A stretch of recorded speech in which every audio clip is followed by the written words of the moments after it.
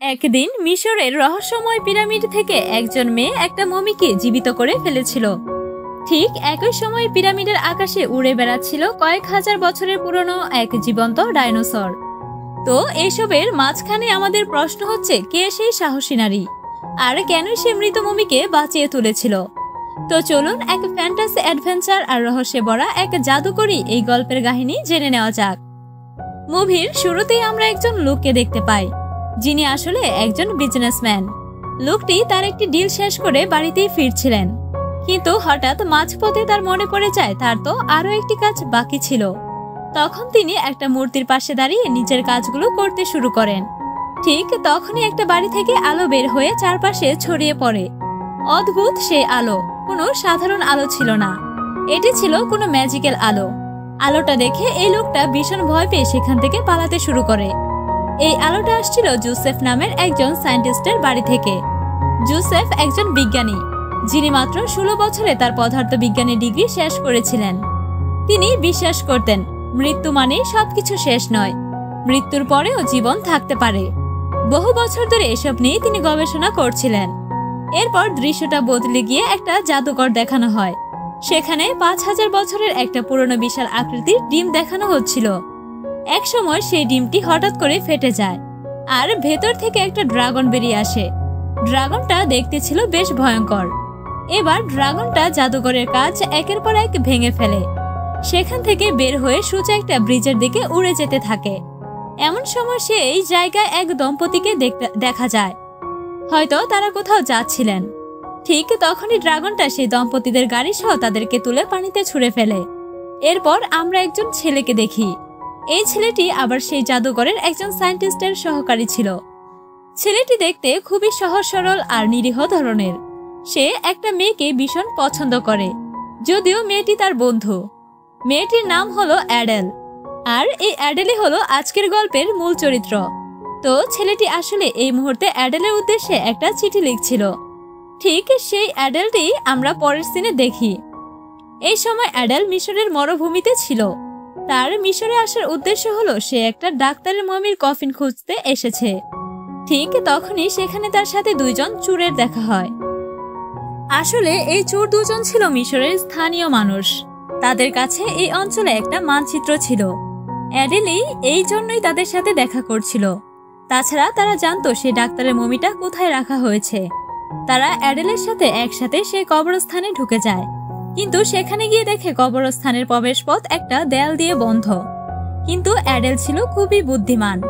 সে ওই দেয়ালের ফাঁকগুলোর দাতা থেকে খুব সহজে দরজাটা খুলে ফেলে। ভেতরে প্রবেশ করতে দেখা যায় সেখানে প্রচুর সোনাদানা মজুদ রয়েছে। এত সোনা দেখে চোরেরা তো প্রায় পাগল হয়ে যায়, এমনকি তারা সোনা সংগ্রহ করতে ব্যস্ত হয়ে পড়ে। কিন্তু অ্যাডেলের এসবের প্রতি কোনো ইন্টারেস্ট ছিল না। সে নিজের আসল উদ্দেশ্য খুঁজে পায়, অর্থাৎ ডাক্তারের কফিন। এদিকে চোরেরা যখন সেখানে ধন সম্পদ লুটে নিতে শুরু করে, তখন অ্যাডেল তাদের বারবার নিষেধ করছিল।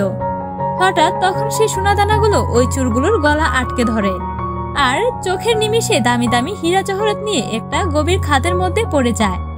আর এভাবে রহস্যজনকভাবে তাদের সেখানে মৃত্যু ঘটে। এরপর অ্যাডেল সঙ্গীদের বলে ডাক্তারের কফিনটা খুলতে। কফিন খোলার পর দেখা যায় ভেতরে আছে একটা বহু বছরের পুরাতন মমি। অ্যাডেল মমিটা ভালো করে খুঁটিয়ে দেখে নিশ্চিত হয় যে সে যাকে খুঁজতে এসেছিল এটাই সেই ডাক্তারের মমি। ঠিক তখনই সেখানে হাজির হয় একজন প্রফেসর। অবশ্য লোকটি একই সাথে একজন পুলিশও। তিনি অ্যাডেলকে দেখে বলেন, আপনার মতো অভিজ্ঞ এবং নামকরা সাংবাদিক এখানে কি করছেন? উত্তরে অ্যাডেল জানায়, এই ডাক্তারটি অসাধারণ একজন মানুষ ছিলেন, আমাকে তার মমি নিয়ে যেতে হবে। তখন প্রফেসর প্রশ্ন করে, তুমি কি মানবজাতির চিকিৎসা করতে চাও এই 1000 বছরের মরে যাওয়া ডাক্তারের সাহায্যে? অ্যাডেল বলে, না, মানবজাতির জন্য নয়, আমার বোনের জন্য। আমার বোন ভীষণ অসুস্থ আর তাকে সারানোর কোনো উপায় আজ পর্যন্ত কেউ খুঁজে পায়নি। এসব শুনে প্রফেসর আবারও বলে, তুমি আসলে পাগলের মতো এসব কি বলছো?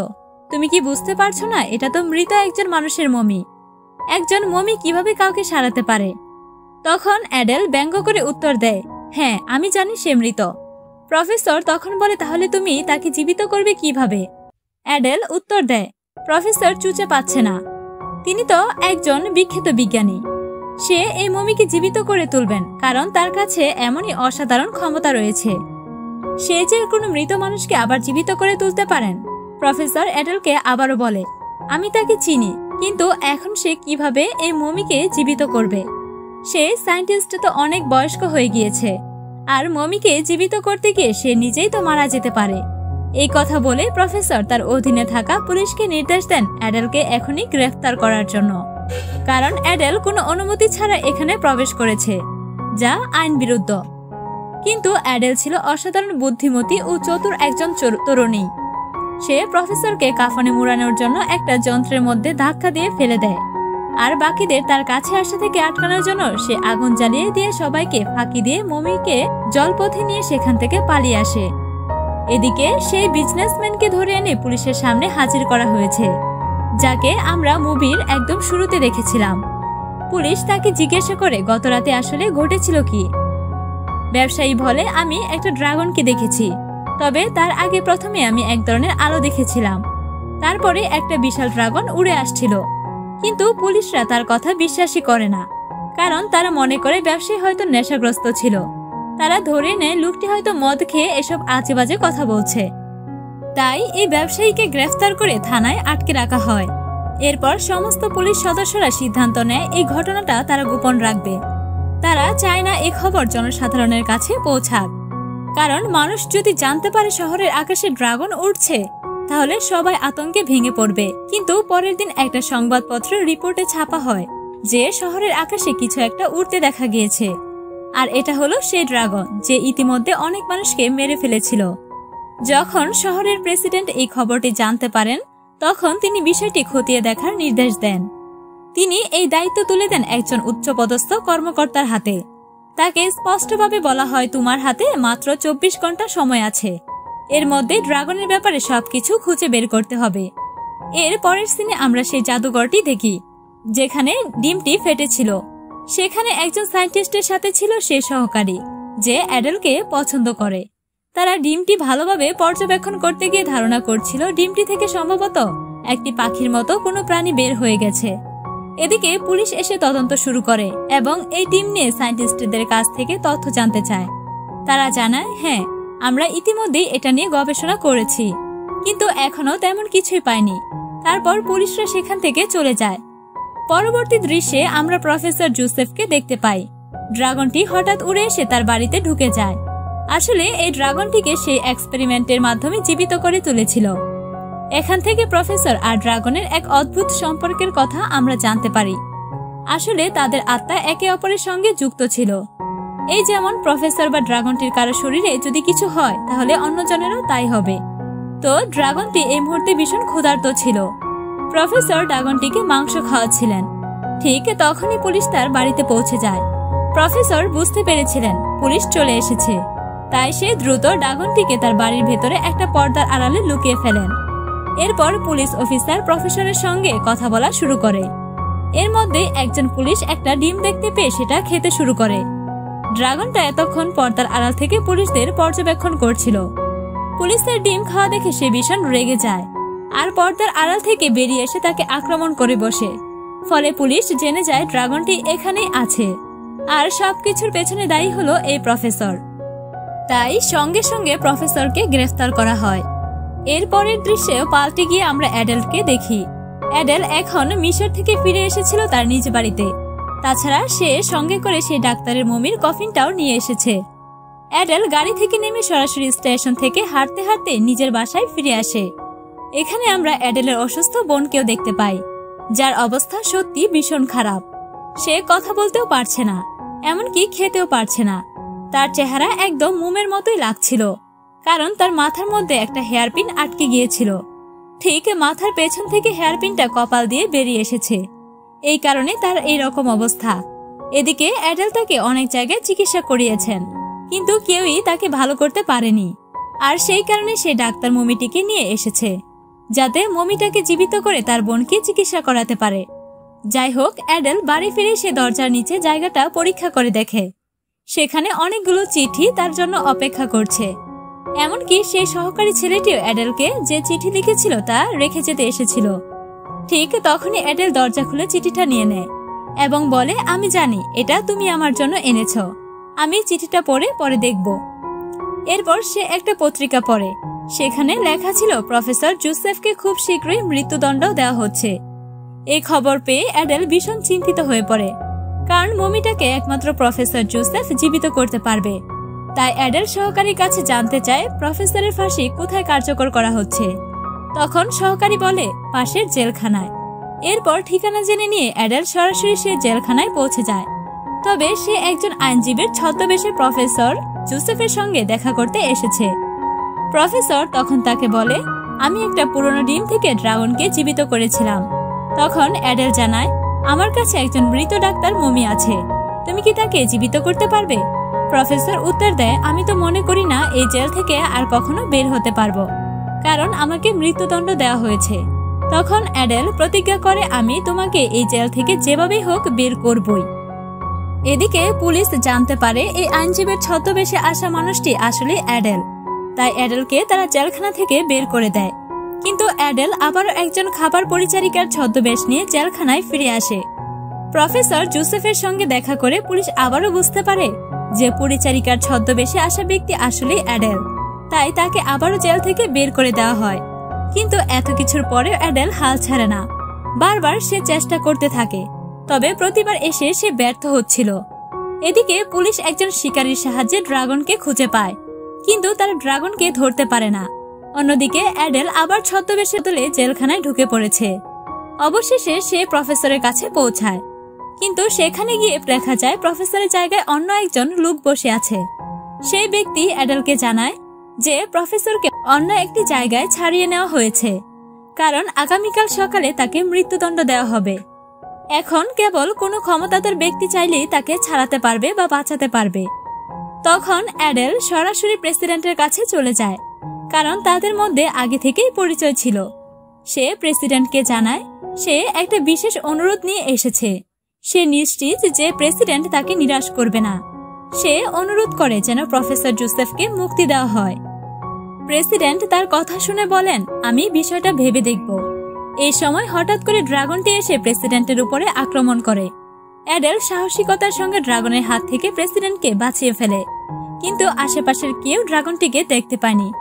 ফলে সবাই ধরে নেয় যে অ্যাডেলকে ব্যক্তিগতভাবে প্রেসিডেন্টের উপরে হামলা চালিয়েছে। সেই অভিযোগ তাকে গ্রেফতার করে নেওয়া হয়। অন্যদিকে বিজ্ঞানী আর তার সহকারী ড্রাগনের জন্য কিছু ডিম আর মাংস রেখে দিয়েছিল।